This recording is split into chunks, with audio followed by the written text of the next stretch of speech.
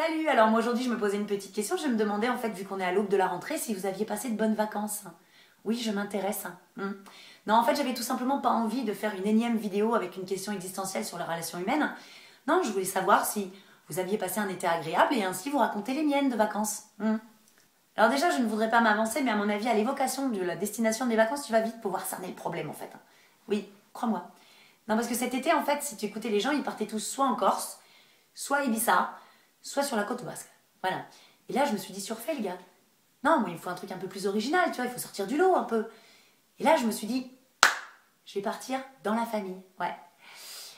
Ouais, alors, le problème, c'est qu'il y a des gens, ils ont de la chance, ils ont de la famille, genre à Montpellier, tu vois. Je sais pas, à La Baule, au Cap Ferré, n'importe quoi. Moi, ma famille, elle est Lorraine. Alors déjà, il faut savoir une chose avec la Lorraine, c'est que bizarrement, il n'y a que les Lorrains qui savent où est la Lorraine. Oui, apparemment cette région n'a pas été cartographiée. Pour le reste de la France, elle n'existe pas. Ou c'est très approximatif alors. Oui, bien sûr, penses-tu.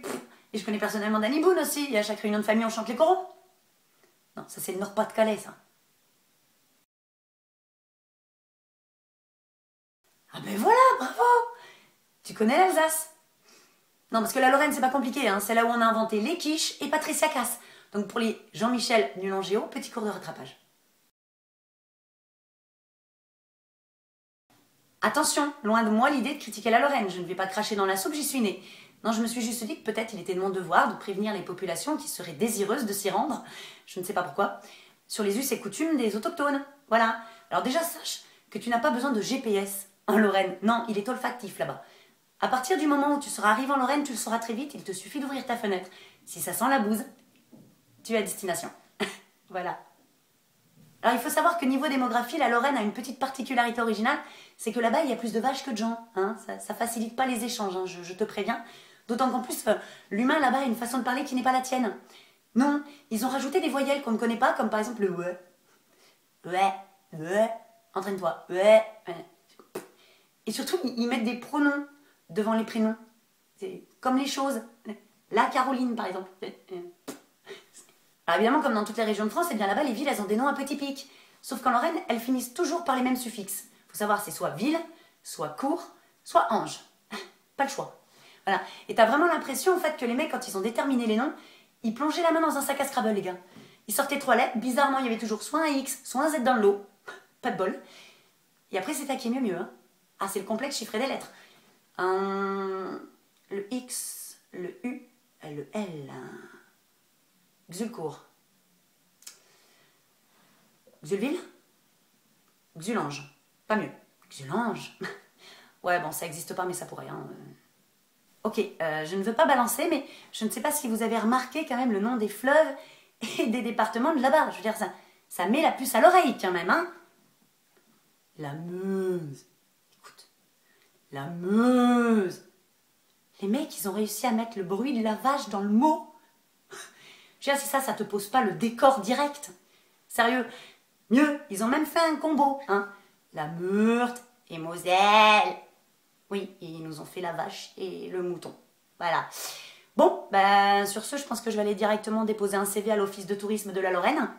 Je pense que j'ai toutes mes chances. Donc voilà, ça c'était la première partie de mes vacances avec le thème l'amour est dans le pré. Ce qui est sûr, c'est que j'ai bien vu les prés. Par contre, j'ai pas trop l'amour, En même temps, c'est de ma faute aussi. Je suis partie juste avant le concours régional du meilleur laboureur. C'est con. Je suis sûre que j'aurais pu faire carton blanc, moi, là-bas. Alors, pour la deuxième partie de mes vacances, j'ai quand même décidé de retourner un peu à la civilisation. Et avec 7 de mes amis, on a loué une maison à la plage. Oui, un petit complexe Secret Story, Ouais, si t'écoutes bien, en fait, t'as l'impression que j'ai passé un été télé-réalité, moi. Bref, alors, je ne sais pas, toi, comment ça se passe quand tu loues une maison. Mais nous, c'était la 4e dimension, Ah oui, on n'avait pas compris un truc, en fait. C'est que quand on est arrivé dans la dite maison, qu'on avait à la fois loué la maison, le propriétaire et les potes du propriétaire. Alors, j'avoue quand même qu'il y avait quelques éléments qui auraient pu nous mettre sur la voie du truc foireux avec mes amis, mais on est un peu naïf, on n'a pas vu. Non, premier élément par exemple, le mec il t'ouvre torse nu. Tranquille. Nous là on s'est dit que c'était une coutume des gens de la plage. Normal, tu vois. Deuxième élément, alors je vous donne pas les doubles de clés parce qu'en fait c'est mes potes qui les ont. Ils viennent quand ils veulent. là tu te dis que le mec est super ouvert. C'est bien, il partage avec ses amis son quotidien, du moment que il le fait pas quand il y a des gens qui louent sa maison. Voilà. Troisième élément, ici c'est la maison du bonheur.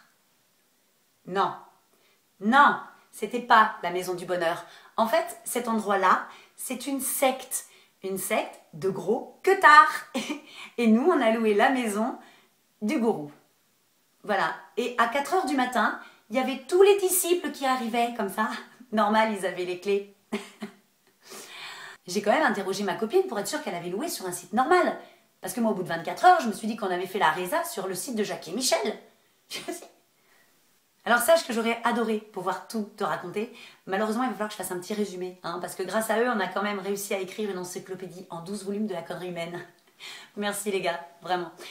Non, il faut que je te fasse un condensé sur 2 phrases, afin que tu cibles bien à qui on avait affaire. Voilà. Alors imagine que le mec fait du kite. C'est sympa le kite quand même. Et là, le gars te dit, bon les filles, demain je vous amène faire une initiation au kite, ok? Moi, évidemment, tu as un BE? Non, mais j'ai un BE bit.